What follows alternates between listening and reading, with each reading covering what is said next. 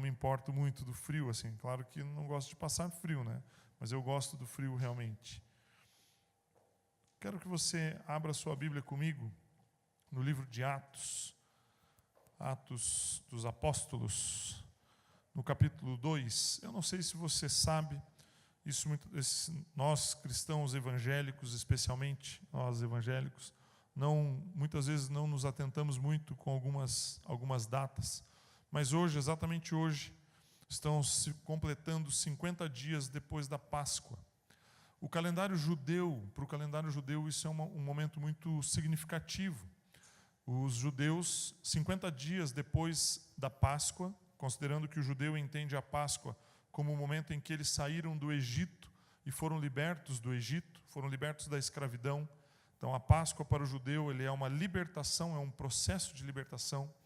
E 50 dias depois desse processo, desse momento de libertação que eles comemoram, eles celebram também o dia de Pentecostes. Tem esse nome, Pentecostes, porque exatamente está se referindo a 50 dias depois do término da Páscoa. Essa festa judaica teve outros nomes antes. Ela pode ser chamada de Festa das Semanas ou Festa das Colheitas.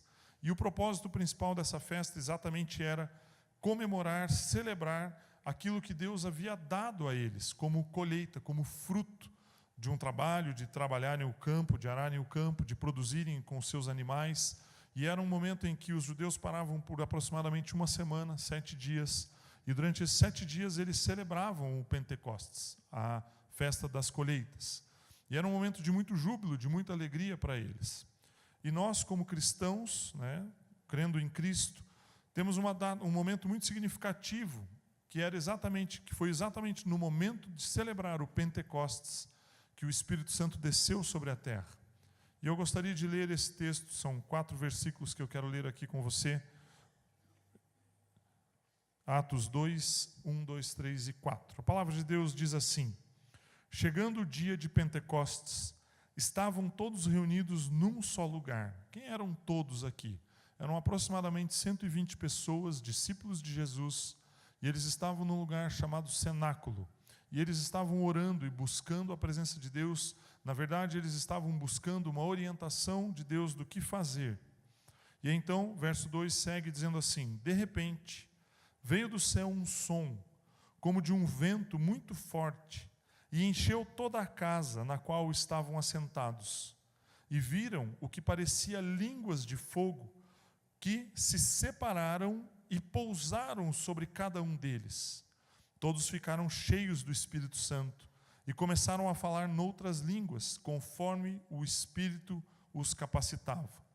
O verso 5 também diz assim: havia em Jerusalém judeus tementes a Deus, vindos de todas as nações do mundo. O 6, ouvindo-se o som, ajuntou-se uma multidão que ficou perplexa, pois cada um os ouvia falar em sua própria língua. Até o 6 apenas. Então, já contextualizei aproximadamente para você aqui do que é o Pentecostes. O Pentecostes é um momento em que os judeus estavam reunidos. Uma característica muito, muito forte daquele momento é que em Jerusalém era a central, era a capital de Israel, e naquele momento, naquele período de festa, era muito comum que todos os judeus ou todas as pessoas da nação viessem à cidade principal, viessem a Jerusalém e depositassem ali as suas ofertas, participassem daquele momento. Jerusalém, nessa ocasião especialmente, ela estava ocupada pelo Império Romano. Ela era um posto avançado do Império Romano. O Império Romano dominava toda a região da Ásia, vindo desde da Europa ali, dominando toda uma certa região bem extensa. E o Império Romano já tinha conquistado outras regiões, outros países, outros locais, outras nações. E Jerusalém concentrava um grupo de pessoas que veio de todos os lugares do planeta, do mundo conhecido deles.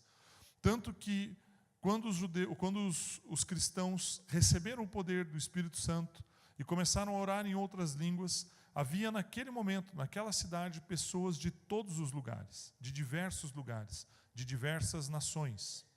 E o primeiro sinal que o Espírito Santo manifestou nos seus discípulos, nos discípulos de Jesus, foi que eles orassem em outras línguas ao ponto de que os visitantes de Jerusalém, todos eles de nações diversas, pudessem entender e receber uma ministração da parte de Deus no seu próprio entendimento, sem que ninguém precisasse traduzir.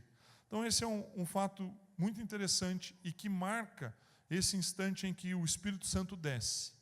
Se nós lermos Atos 1:8, o texto diz que os discípulos receberam a seguinte palavra: vocês vão receber poder sobre vocês, ao descer sobre vós o Espírito Santo, para vocês serem minhas testemunhas, tanto em Jerusalém como na Judéia, na Samaria, em toda a Judéia e pelos confins da terra. Então existe um propósito para que o Espírito Santo desça sobre nossas vidas.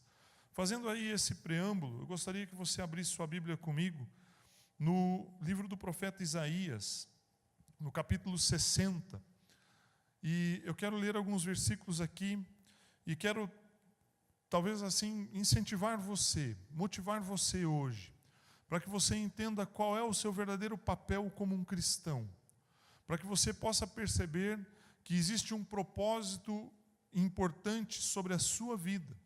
Independente de onde você está, qual é a sua idade, quanto tempo faz que você se converteu, há quanto tempo você frequenta uma igreja, ou talvez você tenha começado a frequentar há alguns dias apenas, independente disso, você precisa ter a consciência de que existe um propósito na sua vida. E eu quero ler com você então Isaías 60, do verso 1 ao verso 5. O texto diz assim: levante-se, refulja. Existe uma outra tradução que diz assim: levante-se, resplandeça, porque chegou a sua luz, e a glória do Senhor raia sobre você. Olhe, a escuridão cobre a terra, densas trevas envolvem os povos, mas sobre você raia o Senhor, e sobre você se vê a sua glória. As nações virão até a sua luz, e os reis ao fulgor do seu alvorecer. Olhe ao redor e veja, todos se reúnem e vêm a você. De longe vêm os seus filhos, e as suas filhas vêm carregadas nos braços. Então o verás e ficarás radiante, e o seu coração pulsará forte, e se encherá de alegria, porque a riqueza dos mares lhe será trazida, e a você virão as riquezas das nações. O profeta Isaías, ele tem algumas características muito importantes. Ele é o profeta que mais escreveu a respeito do Messias. Ele também é o profeta que foi usado pelo próprio Jesus no momento em que Jesus iniciou o seu ministério. Nós sabemos ali em Lucas 4, conta o relato em que Jesus foi até o deserto, jejuou por 40 dias, foi tentado no deserto, foi lá, teve um embate com Satanás, usou a palavra de Deus para combater as tentações que Satanás tentou impor ali sobre Jesus. E ao terminar esse período, Jesus volta para Galileia, e ele vai para uma sinagoga, e ao chegar naquela sinagoga, ele pega o rolo, existia um rito do culto judeu ali, e ao pegar o rolo, ele pega o livro de Isaías, e ele pega o capítulo 61 de Isaías, que é um pouquinho para frente do que eu acabei de ler, e ao abrir, ele lê aquele texto, definindo o seu ministério ali. Então, Isaías tem um papel muito importante do ponto de vista messiânico, do ponto de vista de Jesus. Ele escreveu muito a respeito de Jesus, escreveu muito a respeito de que os judeus receberiam um Messias, e a respeito do que esse Messias iria fazer. E Jesus, estando na terra, ele usou os escritos de Isaías para mostrar quem ele era, para mostrar às pessoas qual era a sua missão, qual era o seu papel aqui na terra. E então, quando eu leio Isaías 60, nós podemos entender claramente, Isaías está falando a respeito da igreja, está falando a respeito de Sião, de Jerusalém. No título aqui da minha Bíblia, pelo menos, diz assim: a glória de Sião, logo abaixo quando inicia o capítulo 60. Talvez na sua Bíblia diga a glória de Jerusalém, depende da versão que você usa. Algumas Bíblias têm um título para o capítulo que foi colocado depois, não faz parte do texto bíblico. É uma interpretação da pessoa que traduziu ou que estabeleceu o texto aqui na nossa língua, ou a versão que está na nossa língua. Então, Isaías claramente está aqui falando a respeito da igreja. E ele cita um fato no verso 2 de Isaías 60, que é muito comum e que nós sabemos que isso é uma verdade. O verso 2 diz assim: olhe, a escuridão cobre a terra, densas trevas envolvem os povos. Abra comigo a sua Bíblia na carta que João escreveu, na primeira epístola de João, capítulo 5, verso 19. Ele diz assim, João 5,19: sabemos que somos de Deus e que o mundo todo está sob o poder do maligno. Veja só, João, depois de ter passado uma experiência de estar com Jesus, ele entendeu, ele percebeu que todo o mundo estava sob o domínio das trevas. E Isaías, mais ou menos 700 anos antes de João, de Jesus, de João, ele escreveu assim: olhe, o mundo todo está em trevas, está na escuridão. E nós não precisamos ir muito longe. Se você chegar na sua casa hoje, ao final desse culto aqui, ligar a sua TV, colocar numa determinada emissora ali, numa determinada emissora de televisão, você vai ver um programa que é muito conhecido nacionalmente e que passa é um programa de variedades. E uma das coisas que eles vão passar é noticiar aquilo que Satanás está fazendo. Eles vão falar a respeito de situações de morte, de destruição.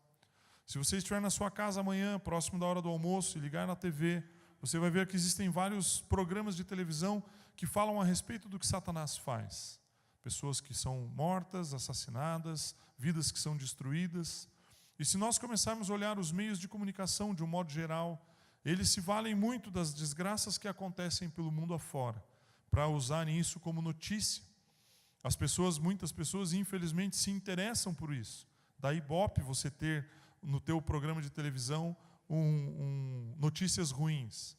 Alguns anos atrás, aproximadamente 2 anos atrás, aqui em Maringá, eu tive a oportunidade de algumas vezes participar de um programa de TV, que era um programa diário, no período da manhã, de uma rede local aqui, falando sobre alguns assuntos relacionados à área de negócios. Acho que o Marquinho aqui também participava, né? Falava da área de conhecimento dele ali na educação física.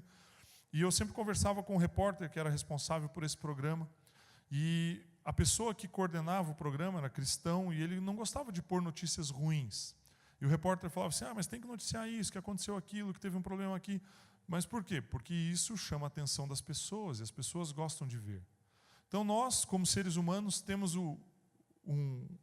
atraídos, às vezes, por coisas que são negativas. E se nós realmente formos olhar os meios de comunicação, eles reportam muito aquilo que Satanás faz.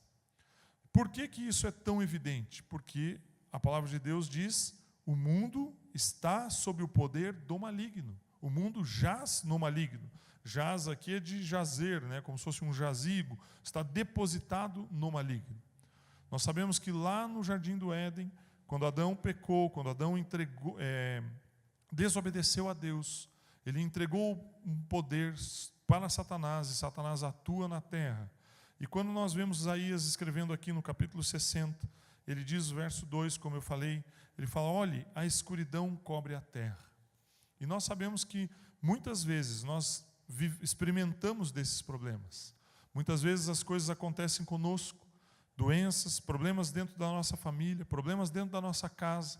Nós sabemos que, por muitas vezes, Satanás vem tentando agir, tentando atuar para destruir aquilo que nós fazemos, os nossos planos, os nossos desejos, aquilo que nós intentamos. Nós sabemos que nós temos um inimigo e que ele tenta nos acusar, tenta nos oprimir, tenta nos destruir, tenta destruir aquilo que nós estamos construindo, seja do ponto de vista de trabalho profissional, seja do seu ponto de vista pessoal, dentro do seu ambiente familiar, talvez com os seus filhos, talvez na sua saúde. Muitas vezes nós vemos o quanto Satanás tenta nos oprimir, destruir as nossas vidas. E a profecia de Isaías, ele estava certo porque ele, ao olhar a terra, ele falou: olha, o mundo está em densas trevas. Existem trevas envolvendo, existe uma escuridão dos povos. Isaías, ele era, muito provavelmente, ele era uma pessoa próxima da corte, próxima dos reis, tinha uma formação cultural muito grande, muito bem estruturada, e ele sabia via os meandros de como a política funcionava. Ele estava num momento em que também havia uma ocupação aqui do seu país, e ele sabia o que estava acontecendo, todo tipo de corrupção estava próximo. E hoje, quando nós vemos o nosso país, né, em muitos momentos nós sabemos que existem aspectos de corrupção que envolvem a nossa nação. Isso não se resolveu ao longo dos séculos, ao longo do tempo que passou. Nós sabemos que em muitos momentos Satanás usa mecanismos para tentar destruir as pessoas. E o mundo, então, está entregue à escuridão, a essa escuridão. Mas Isaías, no versículo 1, ele diz assim: levante-se, resplandeça, levante-se, refulja, seja brilhante, brilhe, porque onde há trevas, se não houver nenhum fiozinho de luz, aí você tem trevas completas. Mas Isaías, ele disse: olhe, porque chegou a sua luz. E o que eu quero hoje ministrar a você, fazendo essa introdução, mostrando que, né, nós não comemoramos exatamente o dia de Pentecostes, mas fazendo uma alusão a esse dia, sabendo que nós recebemos em nós, assim como aqueles discípulos lá no cenáculo, eles receberam sobre eles uma língua como uma língua de fogo. E se nós formos nos colocar lá no lugar deles, 2000 anos atrás, o fogo era a única maneira que eles poderiam ter para ter luz. Não tinha a eletricidade. Esses lustres aqui, então, eles controlam pelo controle remoto lá. Ele não vem nem apertar o botão aqui, ele aperta no botão lá no controle remoto. É a distância mesmo. Aperta e acende a luz aqui. Não existia isso. E qual era a maneira, então, de nós recebermos luz? Deles terem luz naquela época, perdão, não de nós recebermos luz. Deles terem luz, eles precisavam de uma lamparina, de uma candeia, de uma vela. Eles precisavam desse instrumento, e o fogo é o que colocaria luz naquele instrumento para que eles pudessem enxergar no momento de trevas. E quando aqueles homens receberam sobre eles uma língua como de fogo, existe toda uma simbologia sobre isso, não apenas o aspecto espiritual, mas quando eles receberam sobre eles aquelas línguas de fogo, é como se Deus estivesse falando para eles, olha, agora eu tenho tochas humanas aqui, que vão poder levar a minha luz por onde eles andarem. E não era à toa, não era despropositado, não foi uma mera coincidência o fato deles estarem no meio de uma festa que reunia pessoas de várias nações. Porque assim como Isaías escreveu no capítulo 60, ele diz ali que os povos, todas as nações, estavam em trevas. E quando o Pentecostes veio, o momento do Pentecostes, o Espírito Santo veio no momento do Pentecostes sobre aqueles homens, muitas nações puderam ouvir do poder de Deus naquele instante. Naquele momento estava se cumprindo o que Isaías escreveu aqui, eles estavam recebendo o Espírito Santo, e é como se Deus estivesse dizendo a eles: levantem-se, resplandeçam, porque o meu Espírito está sobre vocês, e vocês vão brilhar àquelas nações, a todas as nações.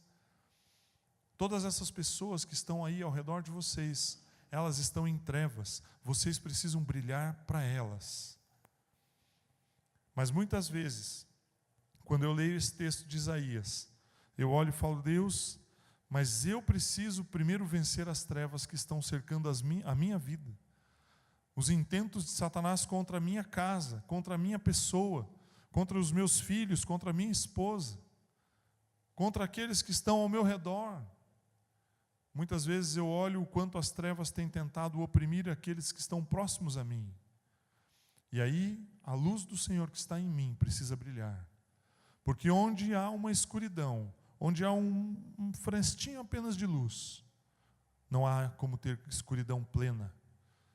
A plena escuridão só vai existir onde não houver luz nenhuma, nenhum tipo de luz. Então, você tem que ter consciência de que o Espírito Santo na sua vida transforma você em um canal da luz do Senhor. E esse texto que eu li aqui, de Isaías 60, ele pode ser aplicado ao povo judeu, ele pode ser aplicado à igreja do Senhor, e ele pode ser aplicado à sua vida e à minha vida individualmente. E é interessante, o texto quando ele diz: levante-se e refulja, porque chegou a sua luz, e a glória do Senhor raia sobre você. Mas muitas vezes nós olhamos para nós mesmos e falamos: Deus, aonde está a sua luz em mim? Eu preciso do Senhor, eu preciso que o Senhor faça provisão de luz para a minha vida. Abra comigo a sua Bíblia em Mateus, Evangelho de Mateus, capítulo 5.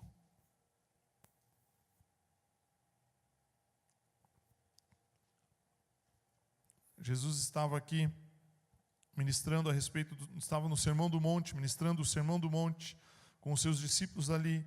O verso 14 diz assim: vocês são a luz do mundo.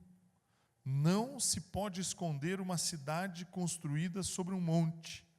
E também ninguém acende uma candeia e a coloca debaixo de uma vasilha. Ao contrário, coloca-a no lugar apropriado, e assim ilumina a todos os que estão na casa. Assim brilhe a luz de vocês diante dos homens, para que vejam as suas boas obras e glorifiquem ao Pai de vocês que está nos céus. Jesus, ele falou claramente para os seus discípulos: vocês são a luz do mundo. Você é a luz do mundo. Existe um poder, existe uma força, existe um dunamis, que é a palavra de poder, palavra traduzida para poder em Atos 1:8. Existe o dunamis de Deus na sua vida.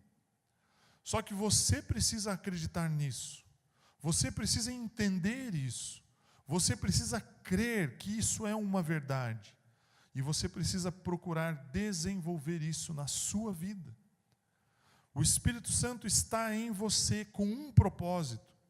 Aqueles homens estavam reunidos no cenáculo com um propósito específico, que era manifestar a presença de Deus naquela nação, naquele momento.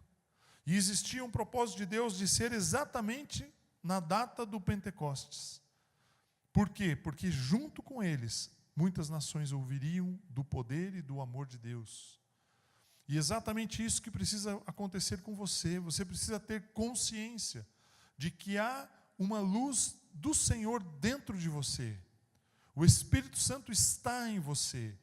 No momento em que você aceitou a Cristo, que você ergueu a sua mão e falou: Jesus, eu preciso do Senhor em minha vida. Eu entrego a minha vida ao Senhor. A palavra de Deus nos ensina que nesse instante nasce em você uma chama. Nasce em você um relacionamento com o Espírito Santo. Mas Ele quer ministrar a sua vida, Ele quer iluminar você. Ele quer encher você com o poder e a palavra de Deus. Ele quer fazer com que você seja cheio do poder de Deus. Mas você precisa dar espaço para isso. Deus, ele fez a provisão de uma solução. Ele provisionou uma solução. Deus, ele sabia que aquilo que Isaías tinha escrito lá no capítulo 60, no verso 2, que o mundo está em trevas, era uma verdade.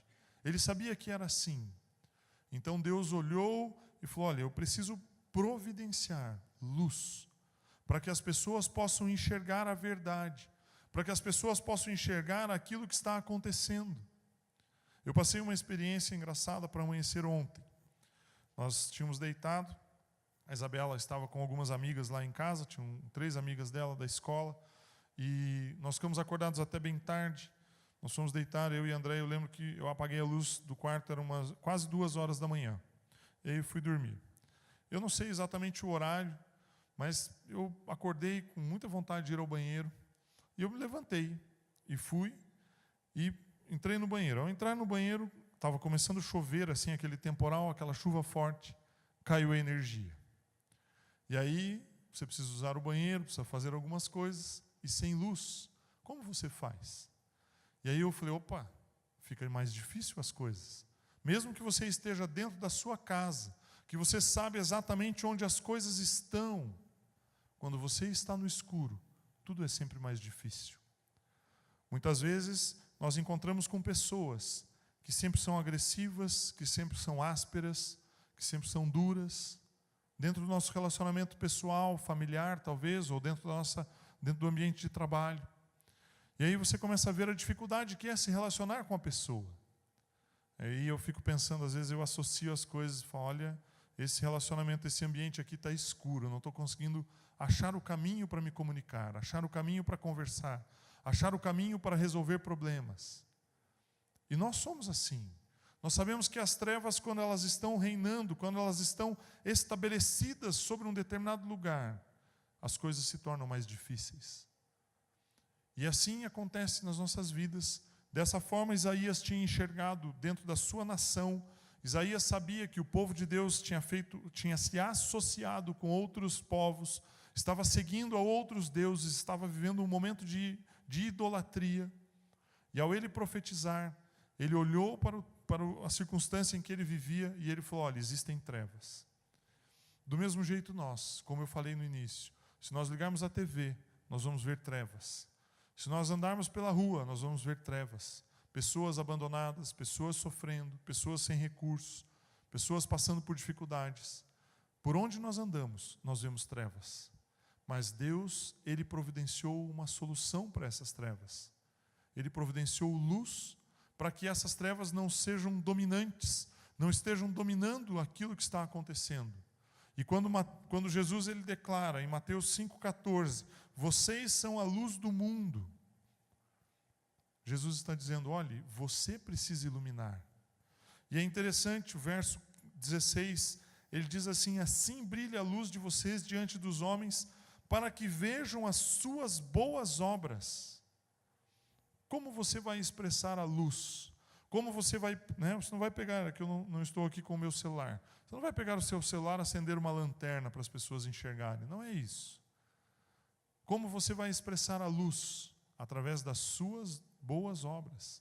Então, por que você faz uma boa obra? Você não faz uma boa obra para que você receba algo de Deus. Você faz uma boa obra porque Ele colocou luz na sua vida, porque Ele restaurou a sua vida, porque Ele tirou você do império das trevas e trouxe você para o reino da luz. Quando Jesus, ao salvar você, ao você depositar a sua fé nele, você crer em Jesus, você for salvo, você sabe que você saiu do reino das trevas e veio para o reino da luz. Essa luz que está em você, ela vai iluminar as pessoas, porque você vai manifestar o amor de Deus sobre elas, não mais aquele amor que é manifestado por interesse. O André ministrou aqui no momento de dízimos, nós não dizimamos e ofertamos porque temos um interesse com Deus. Nós não ajudamos as pessoas porque temos um interesse nas pessoas. Nós manifestamos a luz de Deus através de um amor ágape, de um amor que não exige outra coisa em troca. É um amor que é voluntário, é expresso para manifestar o amor de Deus na vida do outro, para ajudar o outro. Quando você estende a sua mão para ajudar alguém, para cumprimentar alguém, para dar um abraço em alguém, para talvez dar um recurso para alguém, você deve fazer isso sem esperar algo em troca, porque você está manifestando a luz de Deus. Você está multiplicando a luz de Deus. Se nós apagássemos todas as lâmpadas que tem nesse templo, 2, 4, 5, 20, tem 20 lâmpadas aqui em cima, mais essas lâmpadas aqui de cima, nós ficaríamos num ambiente bastante escuro. No primeiro momento nós não enxergaríamos nada, até que os nossos olhos se acostumem com a luminosidade baixa. E se nós acendêssemos apenas uma lâmpadazinha aqui, talvez essa que está iluminando a planta aqui, verdinha, ela traria um pouquinho de luz aqui, bem pouquinho. Mas nós, de longe, nós já teríamos uma noção para onde deveríamos andar, como deveríamos fazer, já daria uma certa percepção do ambiente. Só que se nós fôssemos acendendo outras lâmpadas, outras, até que todas estivessem acesas como elas estão, nós enxergamos plenamente o que está acontecendo. O que eu quero dizer é que se você está num ambiente onde há trevas, e você manifesta a luz ali, e você mostra que Jesus pode transformar a vida das pessoas de trevas para a luz, e mais alguém nesse ambiente, pode ser a sua casa, o seu trabalho, não importa, o seu bairro, a sua rua, os seus vizinhos, e mais alguém recebe a luz que está sobre você, o ambiente começa a ficar um pouco mais iluminado. E depois mais uma outra pessoa, uma terceira, quarta, quinta pessoa. E aos poucos o ambiente vai sendo transformado. Ele vai mudando. Ele vai sendo mais bem, vai ficando mais confortável. E aí então você vai estar num ambiente cheio de pessoas onde há luz, onde a presença da luz é real, é verdadeira. E aí não há mais como tropeçar nas coisas, porque você está vendo as coisas. Você tem a luz de Deus em você. E você foi definido aqui como Jesus definiu que você deve manifestar a luz a outras pessoas, através das suas atitudes, através daquilo que você fala, através daquilo que você declara, através daquilo que você faz. Você vai manifestar a luz de Deus na vida de outras pessoas. E essas pessoas vão receber essa luz, e vão receber a Jesus Cristo, e vão também manifestar a luz do Senhor. E aos pouquinhos você vai criando um ambiente onde muitas pessoas manifestam isso. E aí o amor de Deus está estabelecido. Aí existe cura, existe restauração, transformação. Mas o meu último ponto aqui, o último comentário que eu quero fazer a respeito dessa história, desse compartilhar de pensamento aqui com você. Se eu fosse recapitular, eu diria para você que Isaías definiu lá no capítulo 60, que o mundo está em trevas. O apóstolo João, ao escrever as suas epístolas, falou, olha, o mundo está no maligno, está dormindo no maligno, está em trevas. E que o próprio Isaías declarou que você tem uma luz, a luz do Senhor brilha sobre você. E Jesus Cristo, no Sermão do Monte, ele falou, olha, você é a luz do mundo. Mas existe uma coisa que aconteceu com Isaías. E eu quero ler esse texto, mas eu quero ler numa outra versão, não nessa que nós temos aqui no telão. Isaías 60, capítulo 1. Ele diz, a tradução é um pouquinho diferente. E tem uma palavra, a primeira palavra é dispõe-te. Dispõe-te e resplandeça, porque vem a tua luz e a glória do Senhor nasce sobre você. E aqui está talvez a palavra mais importante de tudo que eu estou falando. Porque quando Deus chamou a Isaías, ele falou para Isaías assim, disponha-se, se disponha, se disponha. Se nós lêssemos Jonas, capítulo 1, verso 2, quando Deus chega para Jonas, e ele chama Jonas, e ele fala, Jonas, você precisa fazer uma obra, existe uma cidade que está em pecado, uma cidade que está afundada nas drogas, na prostituição, na violência. Existe uma cidade inteira chamada Nínive que está em trevas. E aí, no capítulo 2, verso 1 do livro de Jonas, Deus diz, Jonas, disponha-se. E é interessante, eu não lembro agora de cabeça se é o verso 3 ou 4. O texto diz assim, e Jonas dispôs-se a fugir do Senhor. O texto diz dessa maneira. Jonas, ele ouviu aquele chamado e ele falou, não, você está doido, ir para Nínive? Você está louco. Eu estou mais disposto a fazer outra coisa, ir para o outro lado. Josué capítulo 1 também diz, no verso 2, se você abrir comigo, talvez a tradução que está aí não fale exatamente assim, mas você vai entender ali. Diz assim, versos 1 e 2 de Josué capítulo 1. Depois da morte de Moisés, servo do Senhor, disse o Senhor a Josué, filho de Num, auxiliar de Moisés, meu servo Moisés está morto. Agora, pois, você e todo este povo, preparem-se para atravessar o rio Jordão e entrar na terra prometida para dar aos israelitas. Numa outra versão aqui, ele diz assim, Moisés, meu servo é morto, dispõe-te. Onde ele diz prepara-se, ele diz dispõe-te para levantar e liderar o meu povo. Meu irmão, muitas vezes, o que falta ao nosso redor, para consertar o que está ao nosso entorno, não importa o ambiente que você esteja pensando, é a disposição de alguém que tem a luz do Senhor em sua vida, de se levantar e dizer, eu vou colocar o reino de Deus neste lugar. E colocar o reino de Deus neste lugar não quer dizer que você vai pegar a sua Bíblia e enfiar na cabeça das pessoas. Não quer dizer que você vai chegar lá e ser um religioso de cumprir um monte de regras. Não. É você expressar a luz do Senhor com o amor de Deus que há na sua vida. Para que, assim como Jesus falou lá no Sermão do Monte, as pessoas vejam o amor de Deus através de você, que eles vejam a luz através das suas obras, das suas atitudes.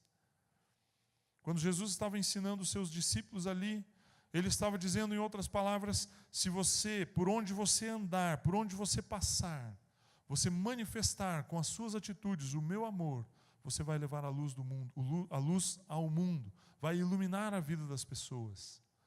Quando nós entendemos que nós devemos nos dispor, e que se dispor-se quer dizer que você vai sair do seu conforto e fazer algo para outro, sem esperar nada em troca. Isso é manifestar o amor de Deus na vida das pessoas. Se dispor quer dizer que você vai abrir mão do seu conforto, mas você vai fazer isso para levar à luz a vida de outras pessoas. Muitos de nós nos envolvemos, nos empenhamos em atividades que são tão importantes para as nossas vidas materiais, para o nosso trabalho, para os compromissos que temos, para podermos cumprir com os nossos compromissos financeiros. Dispomos tanto tempo para realizar tantas atividades, mas muitas vezes não dispomos tempo de pegar o telefone e ligar para alguém, de talvez pegar o telefone e passar uma mensagem para alguém, dando uma mensagem de incentivo, dando uma mensagem de amor. Muitos de nós somos tão dispostos a fazer tantas coisas, mas às vezes temos uma programação na igreja e abrimos mão de vir para essa programação, porque temos outros interesses. Quando nós fazemos isso, deixamos o Espírito de Deus mover em nós e nos entregamos para Ele, para que Ele possa se mover em nós e nós possamos levar a luz do Senhor a outras pessoas. Esse é o propósito pelo qual você existe. É manifestar o amor de Deus à vida das outras pessoas. Mas existe uma palavrinha, um segredinho, que é dispõe-te.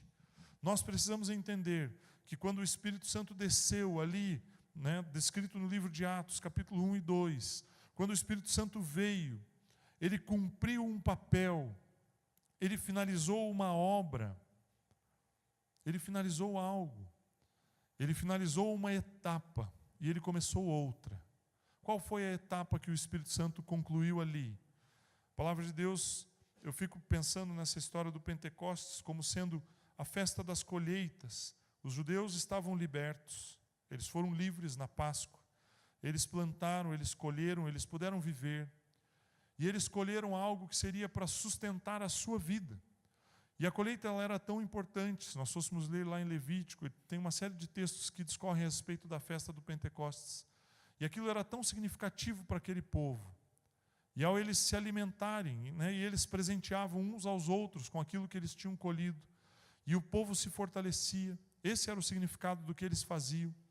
Quando eu olho isso do ponto de vista do cristianismo, eu vejo o que Jesus Cristo fez. Ele entregou a sua vida, ele morreu, ele foi sepultado, ele foi uma semente que foi colocada na terra. E nós sabemos que se a semente ela não morrer, não adianta você lançar ela na terra. Ela precisa estar morta, ela precisa estar seca. E aí ela vai brotar ao ser colocada na terra. E Jesus Cristo ele foi colocado na terra como uma semente. E ao ele ressuscitar, é como se ele tivesse brotado, como se ele tivesse restabelecido o reino nas mãos do Senhor, recuperado aquilo que havia sido entregue a Satanás. E ao passarem alguns dias, ele subiu aos céus, Atos capítulo 1, e 50 dias depois da Páscoa, depois da morte e ressurreição de Jesus Cristo, o Espírito Santo veio. Ele veio como se ele fosse o fruto daquilo que Jesus realizou. Ele veio para encher as nossas vidas com alegria. Ele veio para encher as nossas vidas com o poder e com a paz de Deus. Ele veio para ser o nosso consolador, aquele que nos guia, que nos orienta, que nos dirige. Você percebe quanto simbolismo existe na importância que há com o fato do Pentecostes. Nós vemos que era importante ser naquele momento porque era onde as nações estavam reunidas. E essas nações precisavam da luz. Ele era importante que viesse naquele momento, porque era o momento em que aquelas pessoas celebravam a colheita, celebravam a abundância, celebravam o favor de Deus sobre a vida delas. E essa é a maior expressão do Espírito Santo sobre nós. Nós temos a alegria do Senhor sobre nós, temos o Espírito Santo sobre nós, nos guiando, nos consolando, nos confortando, trazendo sobre nós o seu amor, o seu cuidado, a sua direção. Esse é o poder do Espírito Santo sobre nós. E nós temos a luz dele em nós. Porém, nós precisamos nos conscientizar de que isso é uma verdade, crer nessa verdade. E mais do que isso, dar um passo de fé e dizer: Senhor, eu me disponho, eu estou aqui, eu quero te servir. Aonde eu posso levar essa luz que está sobre a minha vida? Muitos cristãos às vezes tentam abafar essa luz, colocar algo sobre ela para que ela se apague. Jesus falou ali, eu acabei de ler, Mateus 5, 14, 15, 16. Se você tem uma candeia, tem uma lâmpada, você não vai pôr ela embaixo de uma vasilha, embaixo de um prato, para ela ficar apagada, para ela ficar escondida. Você vai colocar ela em cima, num lugar alto. Se colocar a lâmpada embaixo fosse certo, nós não colocávamos no teto, nós colocávamos no chão. Mas para iluminar um ambiente, nós precisamos pôr a lâmpada em cima. Então você tem que pegar a luz do Senhor que está em sua vida e se dispor, erguer a sua cabeça, falar: Senhor, eu sei que eu estou passando por lutas, eu sei que o mundo ao meu redor é trevas, eu sei que tudo que está à minha volta são lutas, eu vivo dificuldades, eu passo por dificuldades, mas João, o próprio João, ele escreveu que maior é aquele que está em nós do que aquele que está no mundo. Mais forte, mais poderosa é a luz que está em você do que as trevas que estão por aí. No local onde eu trabalho, tem uma pessoa lá que trabalha no atendimento, supervisora do atendimento, ela é cristã, anda meio balançando assim, não é muito firme. Aí outro dia ela estava preocupada porque ela falou assim: tem uma funcionária aqui que está me perseguindo. Eu falei: mas como é que você sabe? Ele falou: fez isso, fez aquilo. E ela falou assim: e o pior, eu acho que ela foi em algum centro de macumba e fez um trabalho contra mim. Eu falei: mas então qual é a sua preocupação? Porque aonde tem luz, as trevas não podem reinar. Se você tem o Espírito Santo em você, se você tem convicção de quem é o seu Deus, não existem Golias que possam destruir você. Você tem que se posicionar, você tem que se dispor, você tem que colocar na sua mente, no seu coração, no seu espírito, tem que estar bem claro de que o Espírito Santo habita em você.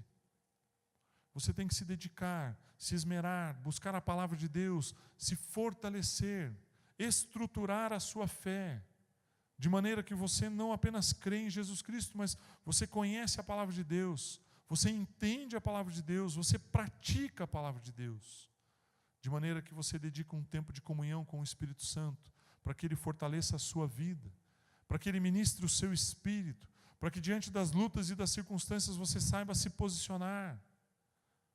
Você precisa entender que o Espírito Santo habita em você, Ele está na sua vida, Ele está em você. Para finalizar, eu quero ler aqui novamente 2 versículos que eu li no começo. Um é Atos 1:8. Quero ler aqui um pouquinho antes, se você conseguir aí, Wellington, pôr um pouquinho antes. Versículo 6, Atos 1:6. Se você conseguir voltar um pouquinho. Se ele consegue voltar ali, para que a gente leia junto. Atos 1:6.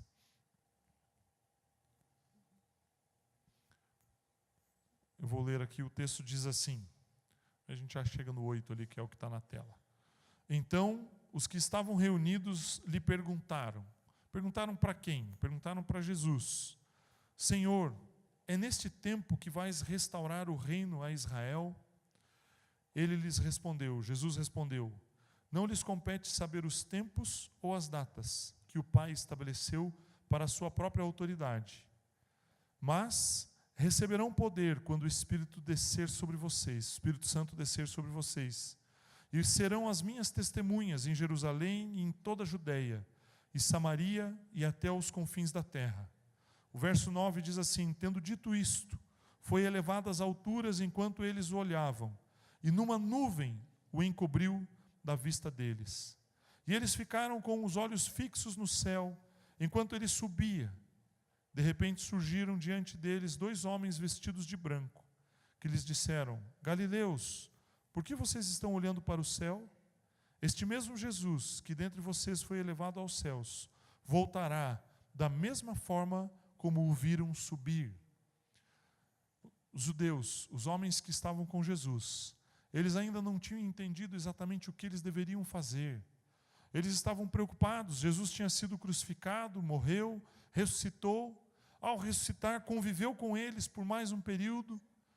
E eles tinham o conforto, o consolo da presença de Jesus junto com eles. Mas chegou um momento, chegou um instante em que Jesus subiu aos céus. E naquele momento, no momento crucial em que o pai, é como se o pai estivesse deixando o filho ir morar sozinho. Estivesse naquele momento de romper o cordão umbilical, de cortar o laço, de que Jesus subiria aos céus e deixaria os seus discípulos sozinhos. 3 anos juntos, ensinando, orientando, instruindo, falando, ministrando a vida deles, eles vendo o poder de Deus se manifestar na vida das pessoas. E chegou no instante em que eles iriam cortar o cordão umbilical. E aí eles perguntam: Senhor, quando que o Senhor vai restaurar a soberania de Israel? Quando que o Senhor vai fazer essas coisas? E aí Jesus fala: olha, não compete você saber quando ou como, o que vai acontecer. Mas saiba de uma coisa: você vai receber algo, vai descer algo sobre a sua vida. E é isso que é importante, é isso que vai transformar a sua vida. Você vai receber poder ao descer sobre você o Espírito Santo. E quando Jesus falou isso, ele subiu aos céus e ele cortou o cordão umbilical com os seus discípulos. E aqueles dias devem ter sido dias interessantes para aqueles homens. Eles não tinham mais Jesus e eles ainda não tinham o Espírito Santo sobre eles. E aí o que fazer? E então, no capítulo 2, os versos de 1 a 4 que eu tinha lido, o texto diz: chegando o dia de Pentecostes, eles estavam todos reunidos num só lugar. Aqueles homens fizeram uma coisa: eles permaneceram juntos. E eles buscaram a Deus. Senhor, nós precisamos de uma direção. Eles se dispuseram a estar ali, aos pés do Senhor, para buscar qual era a direção de Deus para a vida deles. E eles estavam juntos, reunidos ali. E o verso 2 diz assim: de repente, veio do céu um som, como de um vento muito forte, e encheu toda a casa na qual estavam assentados. E viram o que parecia línguas de fogo, que se separaram e pousaram sobre cada um deles. Meu irmão, muitas vezes pode ser que você não saiba exatamente o que você deve fazer. Pode ser que você olhe para as situações da sua vida, da sua saúde, da saúde dos seus familiares. Talvez você olhe para um familiar seu envolvido nas drogas, perdido, talvez doente, talvez com algum problema emocional. Talvez você olhe para o seu redor, no seu ambiente de trabalho, e as pessoas te perseguem, e você se preocupa com elas, e você não se sente confortável onde você está. Mas se você sentar aos pés do Senhor, buscar a Ele, pode ser que de repente, assim como de repente veio sobre aqueles homens um vento impetuoso, e uma luz brilhou sobre a vida deles. Pode ser que de repente você, entregando a sua vida aos pés do Senhor, o Espírito Santo te levante. Saiba que Ele está com você. Saiba que Ele está em você. Saiba que Ele quer tocar a sua vida. Ele quer encher você com o poder dEle. Feche seus olhos. Apenas escute o texto. Apenas escute. E tenha na sua mente um pensamento. Esse texto é para você. Deus está falando com você. O texto diz assim: disponha-se, resplandeça, porque vem a tua luz, e a glória do Senhor nasce sobre você. As nações se encaminharão para a sua luz, e os reis para o resplendor que nasceu em você. Levante, porque em redor Levante em redor os olhos e veja. Todos os que se juntam e vêm a ter com você. Os filhos deles chegam de longe. As filhas são trazidas nos braços. Então eles verão uma radiante alegria. E o seu coração irá estremecer. E você dilatará de júbilo. Porque a abundância do mar se tornará até você. E as riquezas das nações virão a ter com você. Existe uma luz sobre a sua vida. Existe uma luz colocada pelo Espírito Santo em você. Você precisa apenas se dispor, apenas levantar a sua cabeça e dizer: Senhor, se essa luz, se o Espírito Santo está em mim, que Ele possa resplandecer, que Ele possa brilhar, que Ele possa manifestar o amor de Deus através das minhas atitudes, das minhas palavras, dos meus gestos, daquilo que eu faço, daquilo que eu falo. Espírito Santo, que o Senhor possa manifestar o seu poder sobre cada um aqui. Pai, nós queremos te agradecer. Pai, eu oro a Ti agora e eu te agradeço. Eu te agradeço porque tudo, absolutamente tudo que o Senhor precisava fazer para que nós tivéssemos as nossas vidas cheias da presença de Deus, o Senhor fez. O Senhor enviou o seu Filho morreu por nós. O Senhor deu o seu Filho por nós. O Senhor ressuscitou o seu Filho. O Senhor enviou o Espírito Santo. E o Espírito Santo chegou até nós. Ele está aqui. Ele age, Ele atua, Ele se manifesta.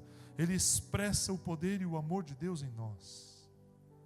Mas Pai, nós não queremos ficar acuados, sentados num cantinho, olhando as coisas que acontecem por aí e pensando aonde está a solução, aonde está Deus, porque Deus está em nós.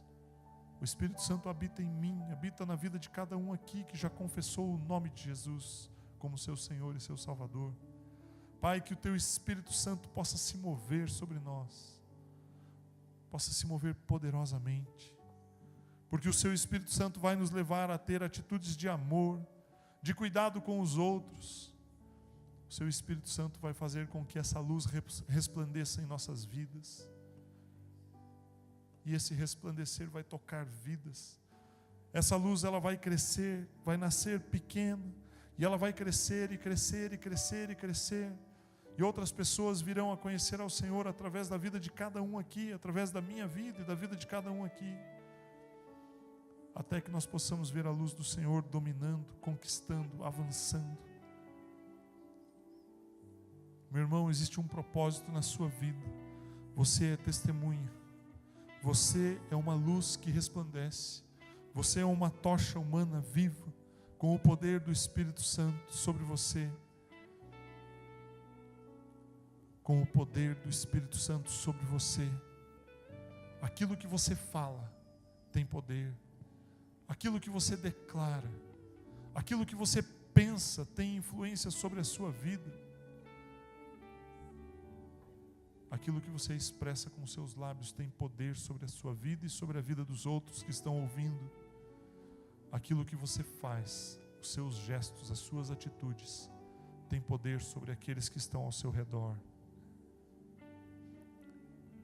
Toda expressão que você exerce, tudo aquilo que você faz, pode ser para expressar o poder de Deus. Então cuide com aquilo que você pensa, cuide com aquilo que você fala, cuide com as atitudes que você tem, porque isso é uma expressão, pode ser expressão de Deus na vida de outros. Você é luz, dispõe-te, resplandece, porque vem a luz do Senhor, a glória do Senhor nasce sobre ti. Nessa noite, a luz do Senhor está querendo brilhar cada vez mais em você. Você já tem o Espírito Santo, Ele está sobre você, Ele está na sua vida. Mas Ele quer expandir, Ele quer crescer, Ele quer dominar cada vez mais. E o Espírito Santo, Ele não quer dominar você para anular a sua pessoa, não. Ele quer fazer com que a luz de Cristo brilhe sobre a vida das outras pessoas que estão ao seu redor. E você tem que ser do seu jeito mesmo. Você tem que ser você mesmo. mas o Espírito Santo vai brilhar através de você. Existem lugares que apenas você pode ir. Existem lugares que eu não posso entrar, que o seu líder de grupo familiar não pode entrar. Existem lugares que apenas você pode entrar. Um local de trabalho, um local de estudo. E a luz do Senhor está sobre você, para que você leve essa luz lá. Vamos ficar em pé.